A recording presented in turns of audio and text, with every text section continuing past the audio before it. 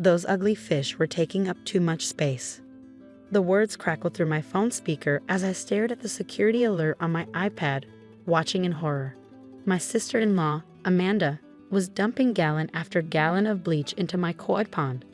I was helpless, stuck thousands of miles away at a fish breeding symposium in Japan, while she destroyed everything I had spent my life building. My name is Olivia Parker.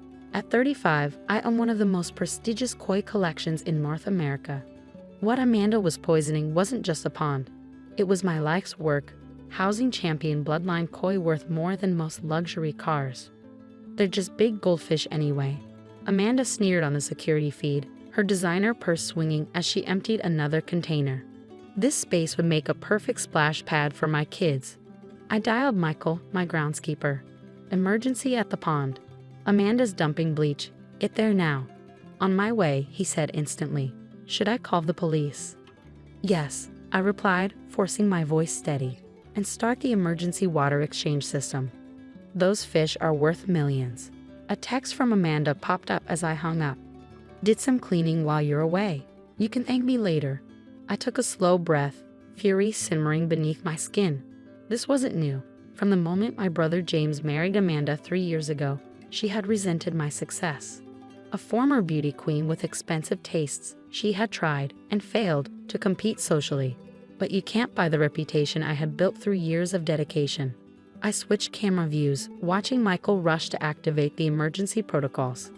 We'd installed them after a previous accident, when Amanda's kids had thrown rocks at my prize koi. That time, she had laughed it off. This time, there would be no laughing it off. I called James. Your wife just poisoned millions of dollars worth of koi, I said when he picked up. It's all on video. Liv, I'm sure there's been a misunderstanding, he said, using the same placating tone he always did. She probably thought she was helping. Helping? I cut him off. She literally said she wanted my pond gone for a splash pad. The police are on their way. The police? His voice rose. Come on, they're just fish. I let out a sharp laugh. James, Emperor alone is worth more than Amanda's car. This isn't a family dispute. It's a crime.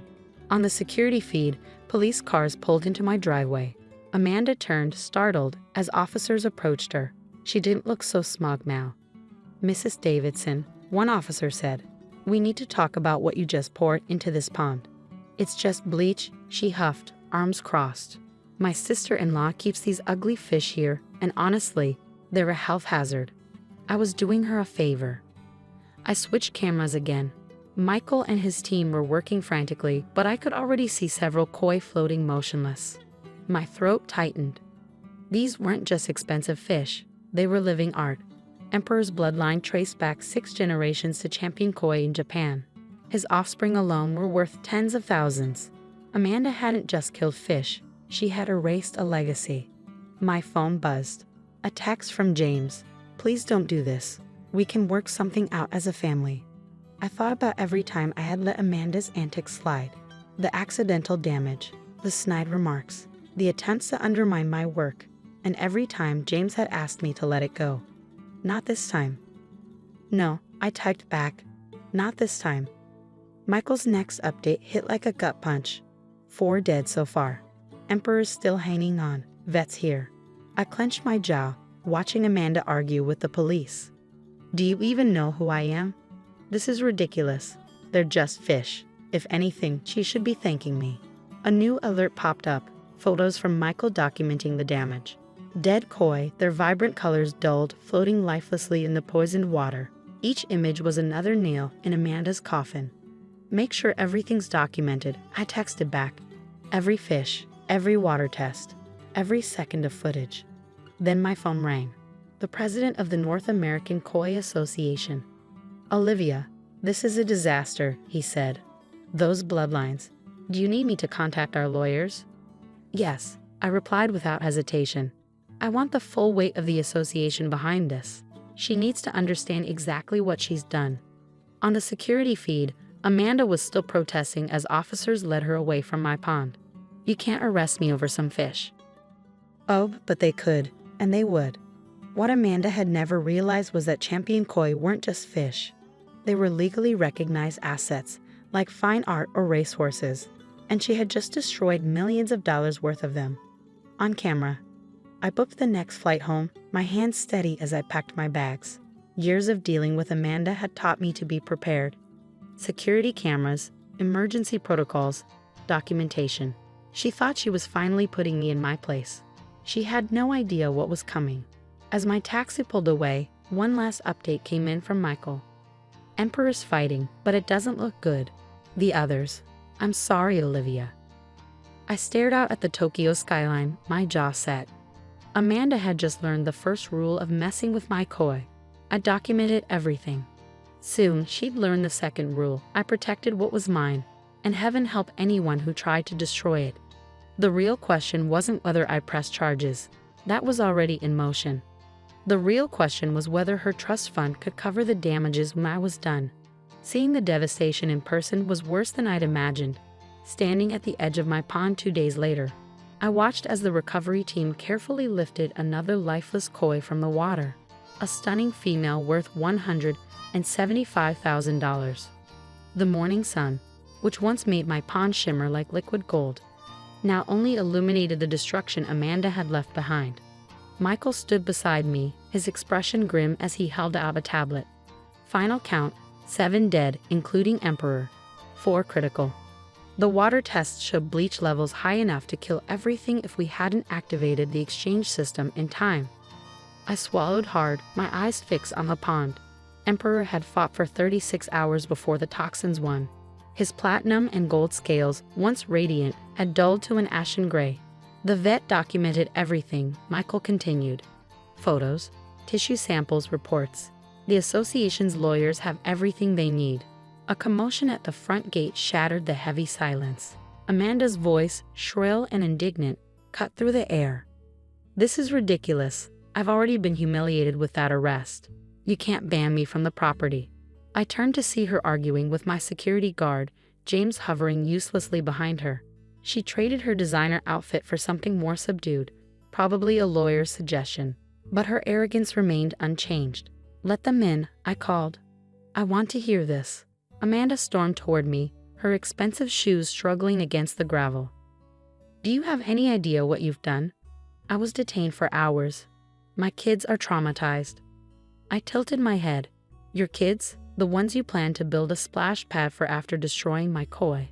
They were taking up space, she snapped. This whole thing is absurd. They were just expensive pets.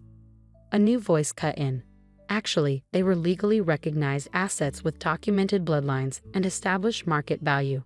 Amanda whirled around to see Thomas Chen, the North American Koi Association's chief counsel, striding up the path.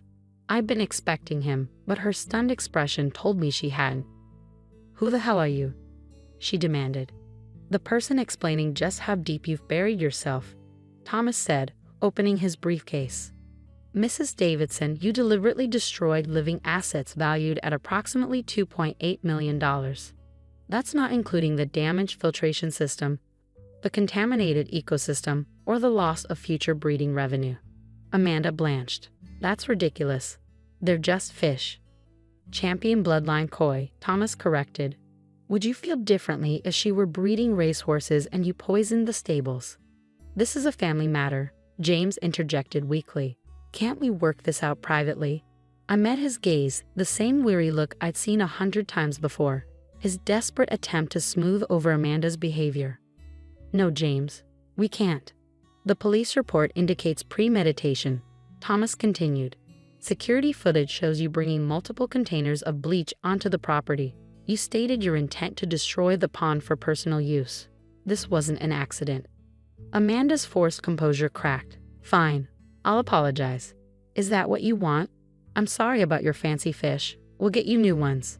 I let out a sharp breath. You think this is about replacing fish? Emperor's bloodline took generations to cultivate. His offspring alone were worth thousands. You didn't just kill koi, you wiped out decades of careful breeding and future potential. The association is filing full criminal charges, Thomas added, and civil damages for the lost value and projected earnings. Amanda turned to James in desperation. Tell them they can't do this. But James wasn't looking at her. His eyes were locked on the pond, on the lifeless koi still being removed. $3 million, he murmured. At minimum, Thomas confirmed. And given the documented history of harassment and previous incidents, punitive damages will also be pursued. Amanda's face twisted with rage. "This is all your fault," she screamed at me. "Always flaunting your stupid fish, acting superior with your breeding programs and magazine features. I just wanted to take you down a peg." I arched a brow. "And now you're facing a felony. How's that working out for you?" She lunged, but the security guard caught her arm. "You think you've won?" she spat. "You've ruined everything, my reputation, my standing in the community." I met her furious gaze, my voice calm. "You did that yourself." Thomas adjusted his tie. "Mrs. Davidson, I strongly suggest you stop talking and contact your lawyer. We're filing charges this afternoon." Amanda turned to James, her voice breaking. "You can't let them do this to me. We're family." But James just shook his head, something shifting in his expression. "No, Amanda. You did this." His voice was quiet but firm. "I should have stopped this years ago." As security escorted her out, Amanda's final shriek echoed across the garden. They were just fish. I turned back to the pond, where the recovery team continued their careful work. They weren't just fish. They were my passion, my life's work, my legacy. And Amanda was about to learn exactly how expensive it was to mess with that. Thomas lingered, flipping through paperwork with Michael. "The insurance assessor is coming, but with the security footage and your documentation, this case is solid. Given the damages, we're looking at grand theft and felony destruction of property. The civil suit will follow." I nodded. "And if she tries to settle?" "That's up to you," Thomas said. "But I'd say make it public. People like her count on silence." Later that evening, I sat by the pond where Emperor had once swum, the water rippling softly in the dimming light. His golden scales had always caught the sunset just right, sending waves of color dancing across the surface.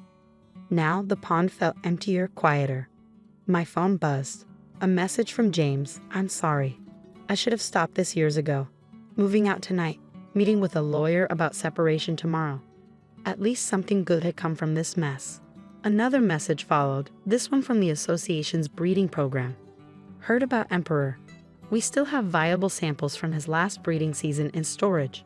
When you're ready to rebuild." A small smile tugged at my lips. Amanda had tried to destroy something irreplaceable. But she hadn't won. Like the koi themselves, I would adapt, survive, and rebuild. The remaining fish swam in slow, steady circles, their scales glinting under the lantern light. Survivors, just like me. And thanks to my preparation, my cameras, my records, my emergency protocols, Amanda was about to learn the most expensive lesson of her life. They were never just fish. 6 months after Amanda's bleach attack, I stood in the courthouse hallway, watching as she clutched her designer purse like a lifeline. The perfectly tailored outfit, the carefully styled hair, they did nothing to mask the growing panic in her eyes. The criminal trial had just ended. 3 years of probation, hundreds of hours of community service. Now we waited for the civil proceedings to begin. She glanced at her lawyer, then seized the moment to approach me. Her voice was low, almost desperate. "Please," she whispered. "Can't we work something out? This will ruin me." I studied her, remembering the gleeful smirk on her face as she poured bleach into my pond. The way she had dismissed my koi, my life's work, as nothing more than overpriced decorations. "You had every opportunity to work something out before you killed them," I said evenly. Her expression tightened. "I already have a criminal conviction on my record. Isn't that enough?" Before I could answer, Thomas appeared at my side, a thick folder in hand. "Mrs. Davidson, all communication should go through your attorney." His tone was polite, but firm. The civil trial was swift and brutal. My meticulous records left no room for argument. The security footage proved intent. Water tests confirmed deliberate contamination. Expert testimony established the irreplaceable value of the lost bloodlines. When the final damages were announced, Amanda's face went ghost white. $4.2 million, the judge declared. The amount accounted for not just the koi's documented worth, but future breeding revenue and punitive damages for her repeated harassment. Amanda's lawyer shot to his feet. "Your Honor, this will bankrupt my client." The judge barely glanced up. Perhaps she should have considered that before destroying millions in documented assets. In the back of the courtroom, James sat quietly, his expression unreadable. Last month, their divorce had been finalized. He had finally seen Amanda for who she was, though it had cost him his marriage and shattered our family's fragile peace. Outside, reporters swarmed. The case had drawn attention from specialized breeders and the local press. Amanda shoved past them, ignoring shouted questions about whether her trust fund could cover the damages. Thomas stayed beside me, lowering his voice. "The fund isn't enough. We'll pursue her other assets." I nodded. I took no pleasure in Amanda's financial collapse. This had never been about money. It was about consequences. 1 year later, my pond looked different, but it was whole again. New koi swam through the crystal-clear water, their movements graceful and unhurried. Some bore Emperor's markings, his bloodline preserved through stored samples. The security system remained upgraded and reinforced. Trust, once broken, required eternal vigilance. Amanda had moved away, forced to sell her home to pay part of the judgment. James, healing in his own way, sometimes visited. He stood beside me one evening, watching a young koi with Emperor's signature gold pattern glide beneath the surface. "They're beautiful," he murmured. "I never really got it before. These aren't just fish, they're living art." I smiled, watching the koi weave through the water. Some things have to be destroyed before people understand their true value. My phone buzzed. A message from the Koi Association. Emperor's last offspring just won grand champion at an international show. His legacy lived on. As I stood by the pond, the setting sun casting rippling gold across the water, I felt an undeniable sense of peace. Amanda had set out to punish me, to tear down what I had built. But in the end, all she had done was reveal the truth for everyone to see. Her pettiness, my resilience, and the undeniable lesson that some things, like beauty, like justice, are worth protecting. The koi continued their slow, hypnotic dance, unbothered by the human chaos they had inadvertently exposed. In their silent elegance, they had taught us all a lesson about the true cost of spite and the power of survival.